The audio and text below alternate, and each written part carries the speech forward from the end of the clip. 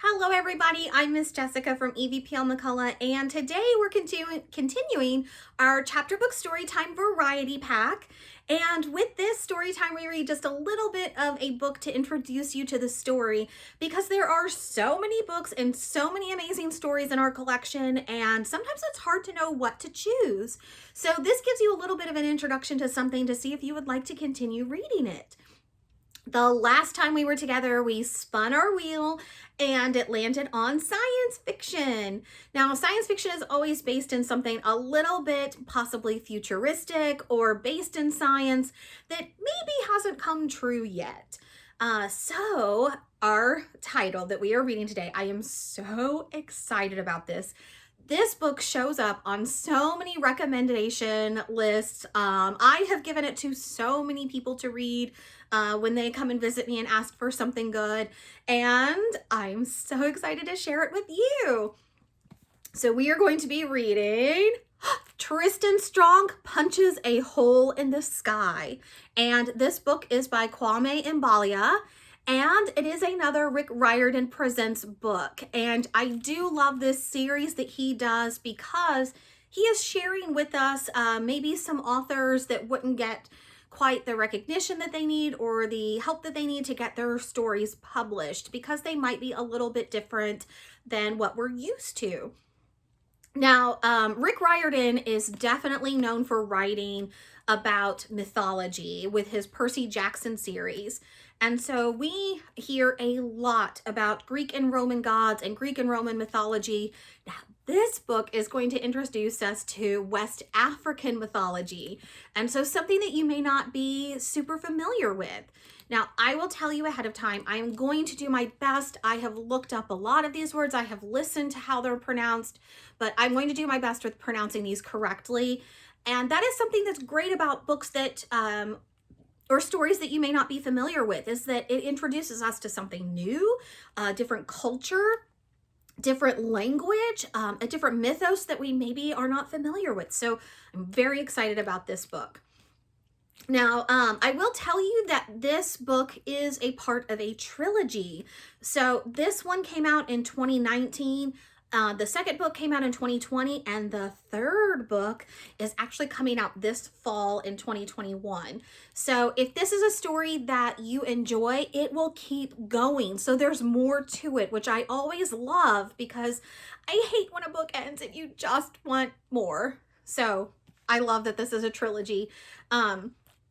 But also, this is something that we have as an ebook, and we also have it as an audiobook.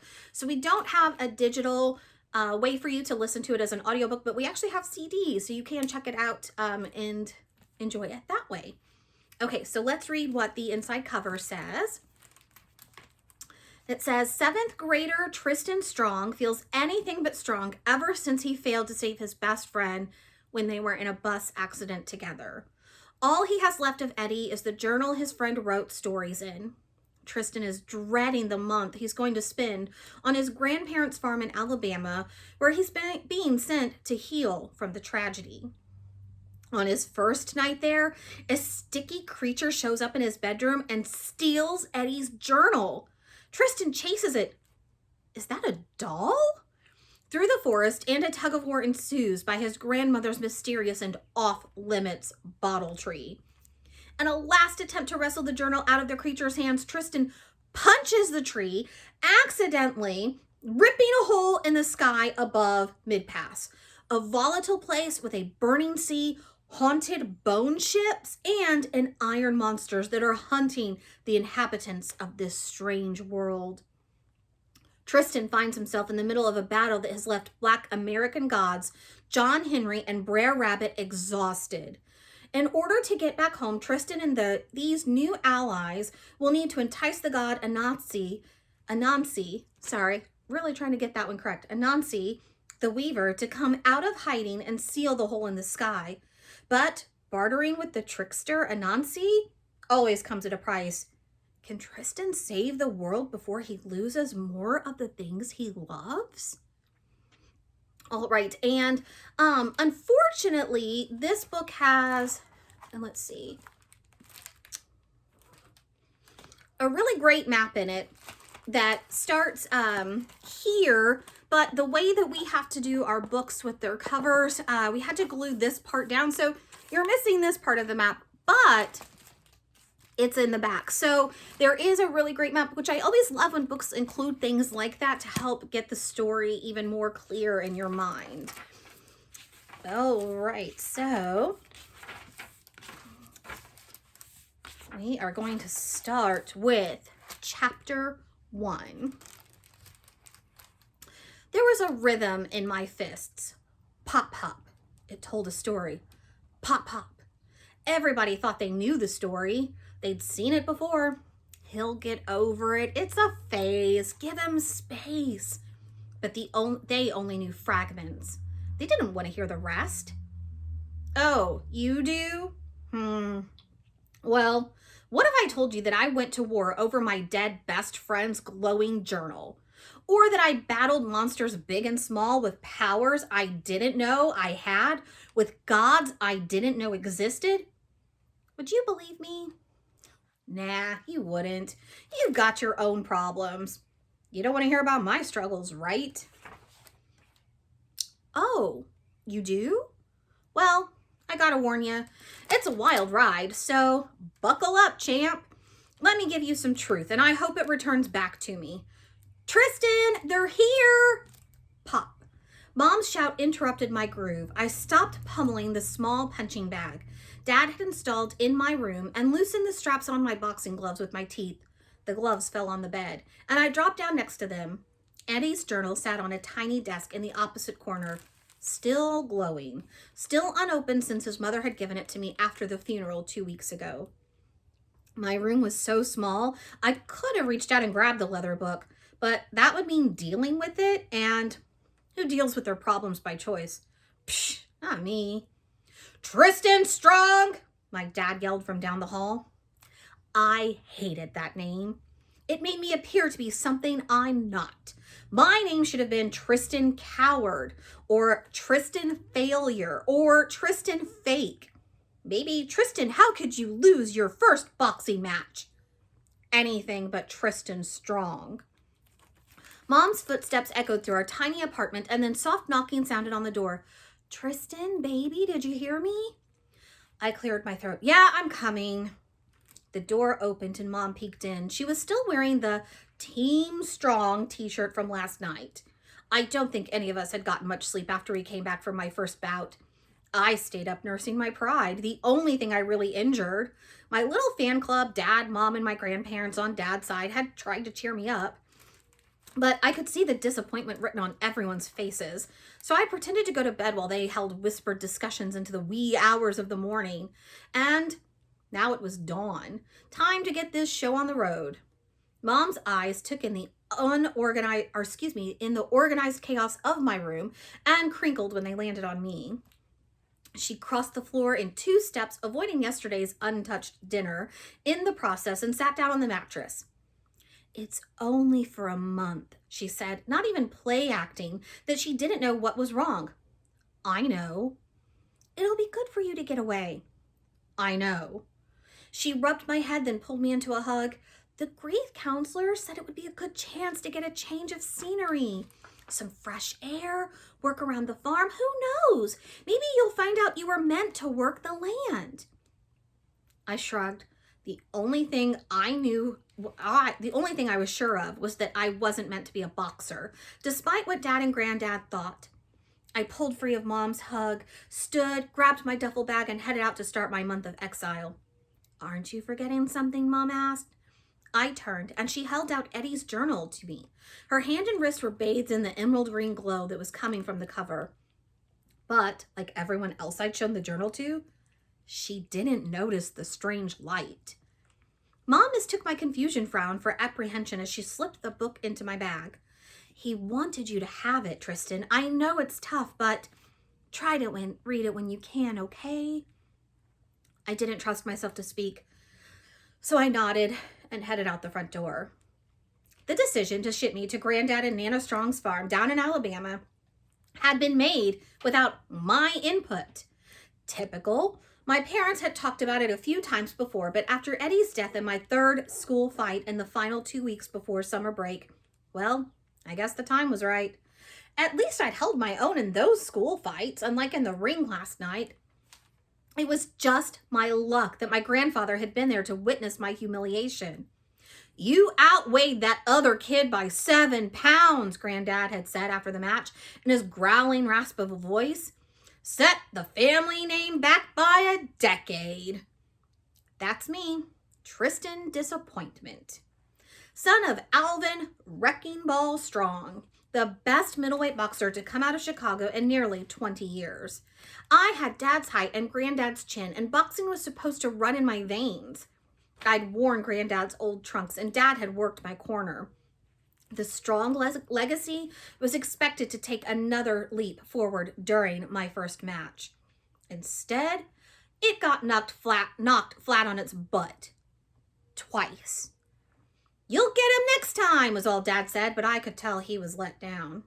And that hurt almost as much as getting punched. An early summer heat greeted me with a blast of humidity as I left the apartment building with my backpack over my shoulder and my duffel bag in my hand. Thick gray clouds huddled in the distance, and I added that to the list of totally not ominous things. Glowing journal? Yep. Storm on the horizon? Yo, you betcha. Dad and Granddad stood at the curb while Nana, no one ever called her Grandma, not if you wanted to eat, knitted in the car. Dad towered over his father, but you could see the family resemblance. Dad's brown skin like mine, a wide jaw, and a proud stance. I got my hair from Mom's side of the family, thankfully, because both strong men had identical bald spots peeking through their short afros. "Get him in the fields, put him to work," Granddad was saying. "That'll put some fire in his belly." Dad shrugged and said nothing. To be fair, no one did much talking when Granddad was around. That old man could yak a mile a minute. Nana saw me coming down the stairs, dropped her knitting, and rushed out to the car. "There he is. How you doing today, baby? Are you sore from last night?" She gave me a hug that muffled any answer, then shooed Granddad to the side. "Get the boy's bag, Walter. Alvin," she said, addressing my father. "We've got to hit the road before the thunderstorm hits." Granddad looked me up and down. "Is that all you kids ever wear?" I glanced down. Black Chuck Taylors with gray untied laces, loose khaki cargo shorts, and an even looser gray hoodie. That hoodie went with me everywhere. It had a picture of a flexed bicep on the back in faded black ink. Call me sentimental, but it's what I always wore when Eddie and I were hanging out. He called it the Tristan Strong uniform of choice, perfect for all occasions. So yeah, I wear it a lot. Nana shushed him and pulled me into another hug. "Don't listen to him, Tristan. I can't wait to have you back with us on the farm. You were so little last time, but them chickens you used to chase still haven't forgotten you." I packed a lunch and even rusted up a news story or two for the ride. And so, just like that, with a clap on the shoulder from Dad and a hug from Mom, I was someone else's problem for a month. Goodbye, Chicago, and all your glorious cable TV, internet, and cell phone service. I hardly knew ye. One thing became clear during the 12-hour car ride to Alabama. I was never going to do this again. Ever. Sitting in an enclosed space with Granddad was like wiping your tears with sandpaper. Painful, excruciating even, and you wondered why you ever thought it was a good idea? Oh, think I'm playing? 10 minutes into the trip. When I was your age, I had a full-time job and I'd already fought in 2 title fights. 3 hours in. "Oh, you're hungry again? Did you bring some stopping for snacks money?" 6 hours in. "Man, I shouldn't have ate those leftover beans for breakfast." Ugh. 8 hours in. "Can't believe I drove all this way to see a strong boy fight so soft." That's your grandmother's side of the family. Ain't no strong ever look like that in the ring. Why, I remember. Anyway, you get it. By the time we crossed the Alabama state line, I was ready to claw my way into the trunk. I don't know how Nana could just sit there and hum and knit for most of the day, but that's what she did. The Cadillac rumbled down a 2-lane highway, kicking up trails of dust and exhaust. A dented rocket ship blasted through time and reverse from the future to a land that Wi-Fi forgot. I put my earbuds in somewhere back in Kentucky, but the battery on my phone had long since run out. I just kept them in so no one would bother me. Nana kept knitting in the passenger seat, and Granddad tapped a finger on the steering wheel, humming along to a song only he could hear. Things seemed more or less calm, except for one thing. Eddie's journal sat next to me on the seat. Now, I could have sworn I stuffed the book under the clothes in my duffel bag, which Granddad had put in the trunk, and yet here it was, waiting for me to do something I'd put off since the funeral. The late afternoon sun, occasionally peeking out from behind the storm clouds, made the journal look normal, ordinary. But every so often, I'd shade the cover with my hands and peek at it while holding my breath. Yep, still glowing. Why not open it, you might ask, and see what's inside? Well, believe me, it wasn't that simple. Before Eddie's death, the cover of his brown leather journal had always been blank. Now a weird symbol appeared to be stitched into it, like a sun with rays that stretched out into infinity, or a flower with long petals. The same symbol was embossed on a carved wooden charm that dangled from a cord attached to the journal's spine. I'd seen the tassel before. Eddie had used it to mark his spot or to flick me in the back of the head, but the charm was new. And even more weirdly, the trinket pulsed with green light too. I'd been staring at that book every day for minutes on end, but the glow always stopped me from opening it. I knew what was in there anyway.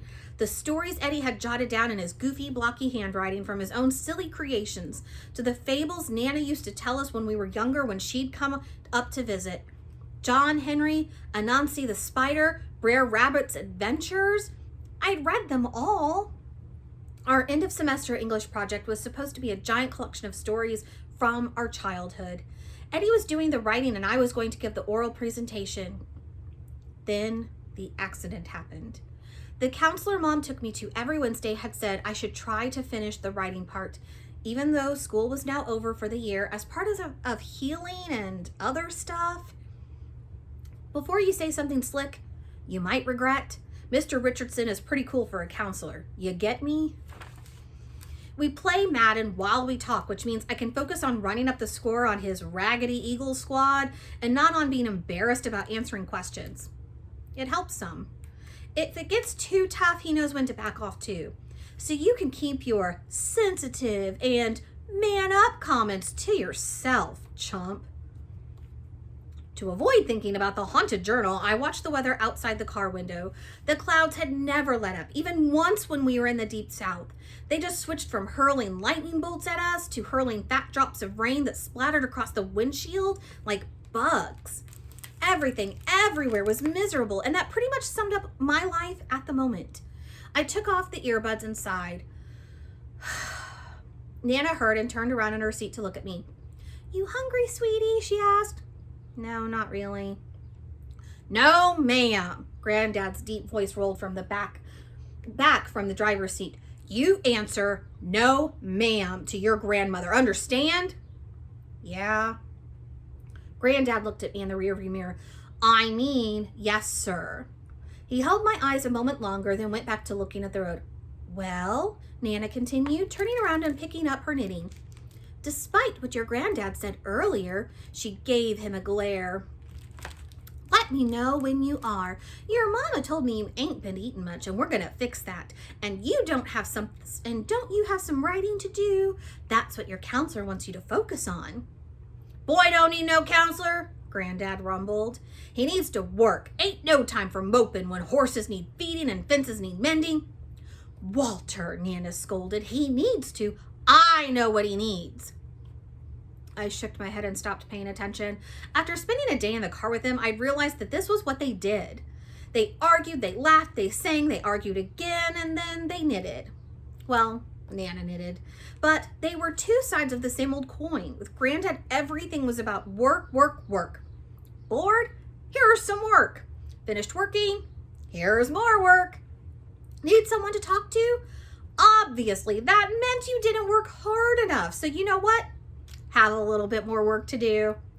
Nana, on the other hand, sang, hummed when she wasn't talking, which almost never happened because she always had a new story to share. "Do you know why the owl can't sleep?" she'd say, and off the story would go. And you'd sit there and listen, just being polite at first, but by the end, you'd be on the edge of your seat. I smiled. Eddie had loved listening to my grandmother when she'd come to visit earlier this year. He practically followed her around, his journal in hand.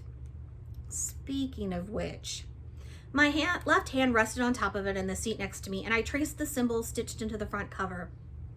"What's that, sweetie?" I looked up to see Nana peeking back over the seat. Yes, ma'am." Granddad nodded, and I let out a sigh of relief. Nana smiled. "Is that for your writing?" I hesitated. "Yes, ma'am." I held up the book so she could see it, and her eyes widened at the symbol on the cover. "Where'd you get that?" she asked. Granddad turned to see what she was looking at, but Nana flapped a hand at him. "Watch the road, Walter." "From Eddie?" I began, then paused. His mom gave it to me. Was for us, for our school project." "Why? What's wrong?" Could she see it? Could she tell the book was glowing even in the daylight? Nana pursed her lips. "That symbol, I haven't seen it in a long time." "You know what it is?" "Well," she glanced at Granddad, who tuned us out as soon as we started talking about writing. "It's the spider's web, an old African symbol for creativity and wisdom.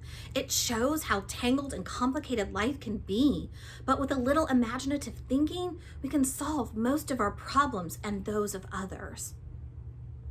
"Did you notice anything else about the journal?" I asked. Nana laughed as if a bright, joyous sound that infected anyone listening. "Is this a test?" "No, ma'am." "I don't see nothing but procrastination. Go ahead and give it a try." "Yes, ma'am," I frowned. So, Nana could see the symbol, this spider web, but not that it was glowing? Well, that didn't make me feel any better. Granddad smacked the steering wheel. "Y'all need to stop filling his head with that mess about symbols. He needs to stay in the real world. Think about what he did wrong last night. The boy needs to focus. Boxing ain't just gonna happen. You gotta train your body and your mind." "Granddad, I don't want to." "I don't want to hear it. You're not a kid anymore. You're strong. You're strong. And..." "Walter," Nana interrupted, "don't be so hard on the boy. He needs some toughening up. Y'all being too soft on him." "Now look," Nana started, whisper lecturing Granddad, who shook his head and grumbled beneath his breath. I slid down in my seat and tried to block out the argument. I let my thumb trace the cover of the journal, and before my brain could tell me not to, I yanked it into my lap and flipped to a random page. So what if it glowed? It was still a book, and reading it would be better than listening to any more of Granddad's insults disguised as life lessons or reliving that bus accident. Really? What could go wrong? All right, so we're going to stop there, and we are leaving off at the end of chapter 1, so at chapter 2. So if you are interested in continuing this story, that's where you would want to pick up. And I love the title of this book. Tristan Strong punches a hole in the sky. What does that even mean? We kind of got a little bit of a preview from the inside cover about how he somehow punches a hole into a whole nother dimension that involves gods and mythology. And so how does he do this? What is with the journal? It's glowing. It all of a sudden has a symbol appear on it. So was it just that his friend was writing stories that they were collecting, or is there more to it?